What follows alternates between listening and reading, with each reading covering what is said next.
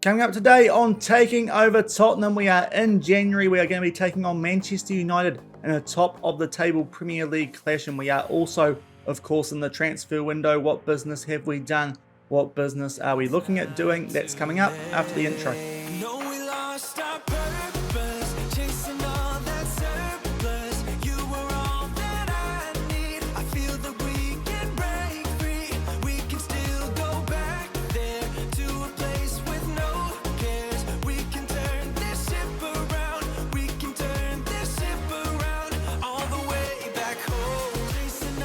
Hello everyone and welcome back to episode number 18 of Taking Over Tottenham here on Shaun Does FM. I hope you are doing well. If you're looking forward to this one in the January transfer window and taking on Manchester United, then do remember to go down below, leave a thumbs up on the video. And if you haven't done so already and do enjoy what you're seeing here on the channel, then also remember to hit that subscribe button and turn that notification bell on. It is greatly appreciated. But we are coming off the mid-season break in the second season here of Taking Over Tottenham, with the World Cup taking place mid-season, with it being in Qatar. And as you can see, it has concluded. We'll just run you guys through this quickly because there's a few interesting things here which you might not expect. First off, the Netherlands did defeat Italy in the final. So Steven Bergwijn at Tottenham is a World Cup winner. Andrea Belotti, unfortunately, a World Cup final loser. But the more interesting thing coming out of this tournament, even more interesting in that, we'll go all the way back to the group stage. We'll make our way down. You guys can check this out over on the left-hand side if you want. But the team I'm trying to pick is England.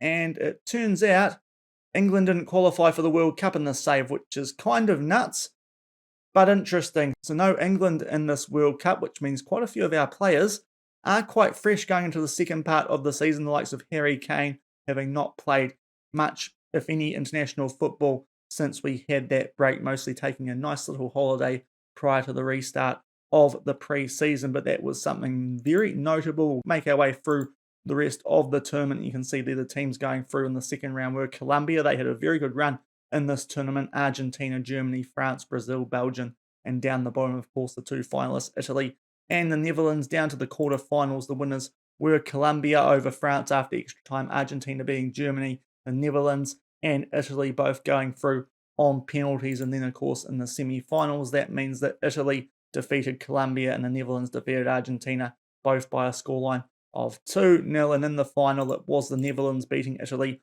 1-0, as we said. And the player who got the winning goal in that game was Boadu, with about 35 minutes to go. The Netherlands striker, and Bergwijn, I believe, was on the bench for this game. We'll just check. He was definitely in the squad, and indeed he was, came off the bench, got a 6.7 rating there, did Steven Bergwijn. In terms of Italy, I can't see Belotti in that starting 11. Did he come off the bench? He did, but only got a 6.5 rating. So in the end, it was the Netherlands winning that World Cup, a World Cup which England took no part in. But we do go back to the schedule. We'll catch you guys up on the results since we finished yesterday's episode. That was with a loss to Liverpool in the Premier League. If you missed that episode, I'll leave a link to it above my head in the top right corner. And off the back of that, you can see our form got a little bit shaky. I said it was a little bit of a tricky patch coming up for us in the month of October. We beat Wolfsburg in the Champions League. That was a result which in the end secured us our place into the next round. So we wrapped that up very early on. After 4 games, we were already guaranteed to be going through. Unfortunately, off the back of that, we did suffer defeat to Leicester. Wilfred and Ndidi and Castagna striking either side of a Dele Alli goal in the second half. So they picked up a 2-1 win there. In terms of the stats, not too sure we can argue too much with that. James Maddison in particular having a good performance. That was another loss in the Premier League. Off the back of that, this result, as I said, not ideal, losing to PSG in the Champions League, but I'd rather lose in the Champions League at that stage when we were already going through than I would have in the Premier League. We did put out a very heavily rotated team for this game. As you can see, another red card there against PSG. Højbjerg, 3 minutes after coming on at half-time, getting himself sent off immediately. That certainly did not help us. All the goals coming in the second half. We did lead that game at one stage through Belotti, but they got 3 goals back, nearly pinched it late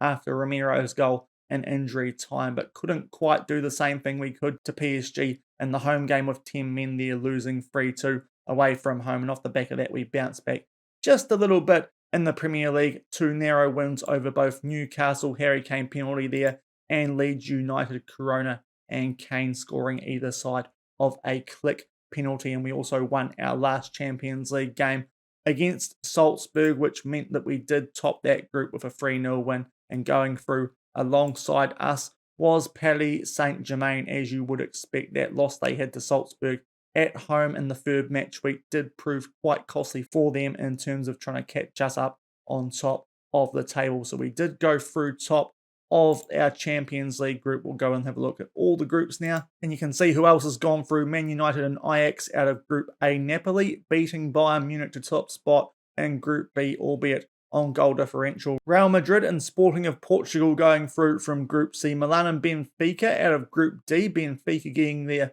ahead of Atletico Madrid. So that's a little bit of an upset as we expected in Group E. Barcelona and Juventus making their way through. There have Group F with us in the other groups. Manchester City and Porto making their way through from Group G. So Portugal having a good Champions League this season, and Liverpool and Dortmund are also through to the next round. And here is the draw for that next round. Took place not too long before we started today's video. We have got a fairly kind draw, I think it's fair to say. We could have got a team like Juventus or like Bayern Munich or Dortmund. Luckily, we avoided those teams. We have got Sporting of Portugal. Not too sure if we'll come back for that game or not. I think that is a tie that we should be winning pretty comfortably, but once we get into the more serious stuff in the Champions League, provided we don't bottle that, we will certainly be coming back for some double-legged ties to see if we can win the Champions League in this last season of taking over Tottenham. And in terms of the Premier League, going into today's game, we do find ourselves in a good spot, having beaten Norwich 3-1 and Sheffield United 3-2 since the international break, and we also picked up a 5-3 win in extra time over Newcastle in the third round of the FA Cup. So we're already going to have a longer run in that competition than we did in the first season. We are scheduled to play Barnsley in early February in the next round of that competition, a tie which we really should be winning as well. So hopefully we can have a decent FA Cup run alongside the Premier League and Champions League this season. But in terms of the Premier League, we still find ourselves in third. That loss to Leicester obviously not helping. Picked up our form a little bit since then, but not enough to close the gap on both Liverpool and Manchester United. Liverpool 7 points clear of us. Manchester United 2 points clear, all on the same games played. You can see now a big gap back, 8 points to both Man City and Chelsea. So early on, about halfway through this season, it does look like it could potentially be a three-horse race in the Premier League, especially if we can beat Man United today. That would really condense that top three and leave a bigger gap. If we lose this game, we might start to float like we did last season. Last season, we were floating for quite a way during the second part of the season in fourth, with no teams really getting anywhere near us. That could happen here. If we lose to Manchester United again, there will be a decent gap between first and second and fourth and us. So it could be a little bit of an interesting situation we find ourselves in if we do not win this game at Old Trafford against the defending champions in Manchester United. But we are in the middle of a transfer window, so we do have some transfers to bring you guys before we do get into this Manchester United game. First off, one that we did do during the last window, but he's only just joined us, and that is a very promising Brazilian right winger called Angelo. Not exactly sure how you say this name, but he is a very good right winger for only 18 years old. We got him off Santos for £11.5 million. That looks like an absolute steal. Now, he is probably going to put quite a bit of pressure once he gets match fit on Jesus Colonna in that right wing role. It does mean that World Cup winner Steven Bergwijn might be left on the outer a little bit here, especially with the likes of Yusuf Demir hot on his heels as well. But a very good player we've got here, one for the future. We'll see what we get out of him in this little half season we will have with him and Angelo, but a very good pickup for only 11.5 million. But we have sold a few players as well. The first of those being Ryan Sessegnon. This was a player I was looking at offloading in the first transfer window this season, but a bit more interested in him this time around. The left winger who wasn't getting a lot of game time, Heung-min Son, is proving pretty irreplaceable for us on that left wing, and he's also got Brian Gill ahead of him. We have sold Sessegnon to Hertha Berlin for £29 million, which, as you can see, is thereabouts the middle, maybe slightly cheaper than we should have sold him to Hertha for, but it's around about his market value for a player who doesn't have a great deal of potential looked like a pretty good deal trying to get rid of Ryan Sessegnon. And another player that we have sold, a player who was not getting used here much at all after we signed him at the start of the first season. Filip Benkovic does look like a player who could be a little bit of a cheat code in this year's game with his good heading, height, jumping, reach, dangerous from set pieces, but wasn't getting much game time here at Tottenham. We bought him in last season for a pretty low fee of 1.9 million. We've made a very slight profit there, selling him to Udinese in Serie A for £3.3 million. So that does mean that we are a little bit light now in both English players. We are 2 spots short for that in our Champions League registration. So I do think we're going to need to try and bring in an English player, and we now no longer have a third choice left winger here at the club. So we are looking at a few options. They're quite varied in terms of how popular they will be. I think if we go over to the transfer centre, Dwight McNeil, we have delayed his transfer. He looked like a decent left wing option. Maybe not as good as we could get in that position, but still for a backup left winger, Dwight McNeil, to sort of hover around with Brian Gill in behind Heung-min Son, not a terrible option. We would be signing him for 32.5 million up front, rising to 41 with a few installments. Looks decent enough there. We'll get him down to the inside forward role that we do use.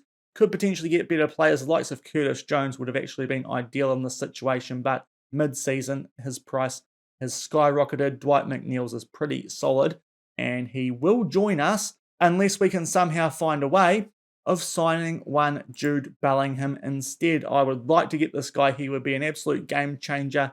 He'd probably play more as a starting midfielder, truth be told, but he would also be able to cover a lot of the positions in the front half of the field. Very promising player. Has a $90 million release clause. We're trying to go in just under that because we don't quite have the money to do that $90 million release clause, although that could change because if we go over to our dynamics, Dele Alli wants to leave the club to get better playing time. I am offering him out, but no one's coming with quite enough money for us to be able to get rid of him and bring Bellingham in as well as Dwight McNeil yet. So we'll see if we can get Bellingham for the money that we've got. Otherwise, we'll have to get Dwight McNeil. And then if we can sell Dele Alli, we might be able to pull off both if people come in with somewhere. It doesn't even have to be anywhere near his value, truth be told, because his value is up to 88 million. We would probably take 50 million because that would be enough for us to trigger that release clause in Jude Bellingham's contract. So a few interesting things going on here at Tottenham. Dele Alli certainly not helping the squad dynamics at the moment. Hopefully we can get rid of him. And if we can get Jude Bellingham in for him, that would very much be a good deal, albeit a little bit concerned with Bellingham, with him having played for Dortmund in the Champions League. It hasn't come up when we have been trying to sign him, but he could quite potentially be cup tied for them in that competition, so not too sure if that would be a good deal. Maybe Dwight McNeil makes a bit more sense there, but as I said, if we sell Dele Alli for a decent price, about 2/3 of what he's worth here, with that asking price that the club recommend, then we would be able to go in after Jude Bellingham with the extra cash. I will mention extra cash because we do have quite a bit, and that's because the board topped up both our wage budget and our transfer budget going into this window, so that was very kind. It would have made a lot more sense if they did that during the first window because player prices not as high then as they are now, but we still might be able to do enough to get Jude Bellingham here as well as Dwight McNeil, get a few more English players into the club, and that would really help us out both for the rest of the Premier League season and also for the Champions League. But a big game today, as I said earlier, taking on Manchester United at Old Trafford. This one would give us a good chance still of trying to lift the Premier League title at the end of the season. If we lose this, we do start to lose touch with both them and Liverpool at the top of the table. Both teams coming into this with no injury concerns at all, and we will come back shortly with the team sheets from Old Trafford. And here are the team sheets for this game. Manchester United on the left, a few additions to their team since we last took them on. They've got Milinkovic in defence as a starter, and they have also signed Serge Gnabry from Bayern Munich, a player who has caused Tottenham a lot of grief in real life in the past. Let's hope that's not the case today. So they're new additions for Manchester United. In terms of us, we are pretty much full strength going into this game. The only change that we have made from our usual squad is that Angelo comes on the bench for Bergwijn. A little bit better is our young Brazilian winger, so he might be able to make his debut today, and hopefully we can keep ourselves in the title hunt with a few points here at Old Trafford. And 3 minutes gone, it is an early highlight here for Manchester United. Bruno Fernandes puts a corner and Onana just keeps that out of the back of the net, saving that it is near post, albeit does so pretty comfortably. And we might look to get them here on the counter attack, although Varane wins that header before Kane. McTominay, long ball over the top for Greenwood, who is onside. Oh dear, I thought he must be offside. He was given a lot of space there. Up front was Mason Greenwood, and after 4 minutes, we fall behind 1-0 at Old Trafford, and it's a pretty soft goal to concede this one. Varane wins the header. Pogba back for McSauce. McTominay, he pumps one long for Greenwood. We'll wait to see the offside here, but he must have been sweet because the goal has been awarded straight away, and they're not even going to check it. And we are 1-0 down early. 28 minutes gone here. We are down the other end with a throw-in. Hopefully we can keep possession from this, but Luke Shaw with the interception, and Manchester United start to flood forward. Mason Greenwood, one-on-one with a defender, takes it out left and tries to spread our defence, puts the ball in, and Ndombele clears it. Pogba in possession, but Manchester United have been all over us in this first half hour as Renan Lodi looks to tidy things up for us here, and maybe we can get something going now. Lo Celso with a bit of a nifty pass, but we do keep possession. Nice long ball forward there for Harry Kane. It falls to De Gea eventually, and it does still remain 1-0, although this highlight will continue. So what will the Spaniard do? Pumps one deep. Greenwood down for Bruno Fernandes. Onana should be saving that. That is very poor at the back from us there, and after half an hour we go 2-0 down. That looked very savable, that from Bruno Fernandes, but finds its way into the back of the net. Another long ball for Greenwood. Hens this down for Fernandes. He unleashes a shot. You don't think it was too difficult. That's a bit poor from Onana. And we are 2-0 down already here at Old Trafford, albeit we are going to get shown a highlight straight away. So hopefully we can peg a goal back here. Otherwise we might be in for a long day at the office, and this could put a fairly sizable dent in our title ambitions as Joe Rodon makes his way forward.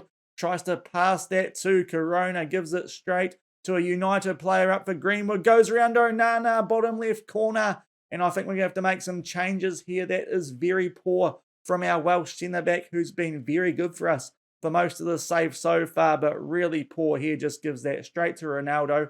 Fernandes, Greenwood, too much pace for our defender at the back there. Must be Ramiro, and slots it away, bottom left corner. We are 3-0 down here at Old Trafford after half an hour. Manchester United making mincemeat out of us, and we will take Joe Rodon off after that intercept pass on a yellow card. 6.2, Tanguy Nianzou can come on for him, but this has been a dreadful start for us here. 3-0 Manchester United. And that is half-time in this game. The only highlights that we have seen have been Manchester United goals, and you look at the stats, we are putting in a terrible performance here at Old Trafford. So things not going to plan at all. We've already made one substitution, which seems to have worked. Nianzou on a 7.0 compared to Lodon, but we'll just see how things go throughout the second half. But we'll throw the water bowl and tell the boys they need to improve because we are in a world of hurt. 3-0 down at half-time here against Manchester United. And up to the 48-minute mark, we're going to make another substitution. Emerson Royale, who was not on a good rating at half-time, has picked up an early yellow card. Caligari to come on for him. Still 3-0 down. 62 minutes gone here, and we are in possession. Hopefully we can get something going this time as we do hold the ball for now. Nice ball over the top here for Harry Kane. Can he put it away? More or less straight at De Gea. He might be one of the next ones coming off because he's on a 6.2 rating, as is Heung-min Son. So our front three not performing well. Our defenders not performing well. We are having a shocking day at the office so far, but we might get something going here. Jesus Colonna down the right. Back in for Højbjerg, forces a decent save there from the Manchester United keeper, but it does remain 3-0, and we are going to make our last change. Andrea Bellotti to come on for Harry Kane, as he is really struggling today. That's our free subs used to be fair. Everyone having a bit of a shocker here. Only 25 minutes to go to try and turn this around. 72 minutes gone here. Manchester United were on the attack there. We cleared the ball away, but not very well. Straight out to Milinkovic. It's a deep clearance though, so not too bad. But the way this game's going, just feels like nothing is going in our favour. Now Marcus Rashford down the left. Surely someone can stop him there. Plays the ball back to Greenwood. That is really poor from Caligari. Should be stopping that ball going into the mix. And Mason Greenwood picks up a hat-trick with 18 minutes to go. And we are getting smashed here by Manchester United. The defending Premier League champions are showing exactly why they are Rashford. You're not too sure how he's got that ball in there. That's pretty poor from our defence yet again. And Greenwood with the tap-in into the bottom right corner, and it is 4-0 United. But we will get shown the highlights straight from kickoff, so hopefully we can do something in this game, at least get a goal back for pride or something, because 4-0, yeah, not great. And it's a bit of a dent in our title ambitions as well, this one. This is going to put us squarely in third, much like it did last season. We had a big gap between us and the rest, and fourth either side of us. And after this game, it's going to be the same this time around in third, albeit only just over halfway through the season. So we could get back in the mix should we win the games that we are supposed to. But yeah, not a great result here, even though it is away from home. But this time we are holding possession fairly well. Nyanzu up to Corona, ball over the top for Lascelles. So surely he puts this away. Probably should have taken the first time shot there, forces a save out of De Gea, and still it remains 4-0. We've had some chances, just haven't been clinical enough with them. But this time from the corner, Tanguy Nyanzu puts that in the top right corner. He has been pretty good since coming off the bench for Joe Rodon in the first half. We might have to make that change permanent now, because Rodon was really poor today, and Nyanzu is taking his chance that we at least get a goal back in this game, but are still 4-1 down. And now we have a free kick here with 12 minutes to go, which McTominay will head away. Belotti to tidy things up, and if we can get another one back here, we're in the mix anyway. We have a slight chance potentially of getting a point out of this game. Belotti tries to unleash one in the top left corner just over the bar, and still it remains 4-1. And unfortunately, we could not pull a goal back after that last one in the Manchester United romping home in this game. We did pick up a lot of yellow cards in that game 6, but on the whole, a really poor performance. As you can see, the second half, we got things going a little bit more, but that first half just killed us. Mason Greenwood's hat-trick, really costly. Poor performance from us there. We will fresh arms tell them we are not impressed as we lose 4-1 away at Old Trafford. And here is the league table off the back of that rather humiliating result at Old Trafford. We are still in third. Doesn't hurt us too much in terms of the teams behind us. You can see we've still got a really good gap there, bang on halfway through the season. 8 points clear of City and Arsenal, but we are now 5 points behind Man United, 7 points behind Liverpool, and Liverpool do have a game in hand on us as well. So as I said during that game, we're starting to enter similar territory to where we did last season, just floating around in sort of no man's land behind the title contenders, but quite safe in a European spot for next season. But we don't really need to worry about that too much. We would rather just go all out and try and win the title this season, as we are going to be ending this save at the end of it, so we can focus on our Build a Nation save at Volsinger, which has just gotten underway on the channel. But that is a disappointing result. Probably means we are going to have to look at doing some sort of deadline day business just to strengthen this team up. I think maybe we do need to try and do all that we can to get Jude Bellingham here for the second half of the season. But that will do it for today's episode of Taking Over Tottenham. If you did enjoy watching us get smashed by Manchester United and those transfers that we have done so far, then do remember to go down below, leave a thumbs up on the video. And if you haven't done so already and are enjoying the content here on the channel, also remember to hit that subscribe button and turn that notification bell on as well. Tomorrow we will come back for deadline day. Not exactly sure what we're going to do, but we'll see what happens when we get to it. We might end up signing Dwight McNeil. We might try and go after Jude Bellingham if we haven't done so already, or with the extra money that we do have at the moment, the 77 million, that will obviously go down depending on what decision we make regarding Bellingham or McNeil. Whether we can get Bellingham, we might also try and sign some players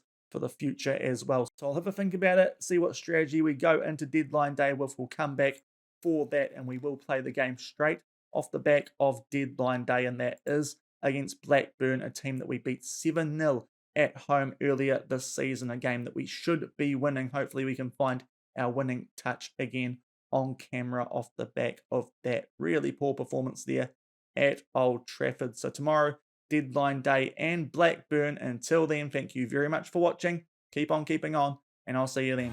Cheers.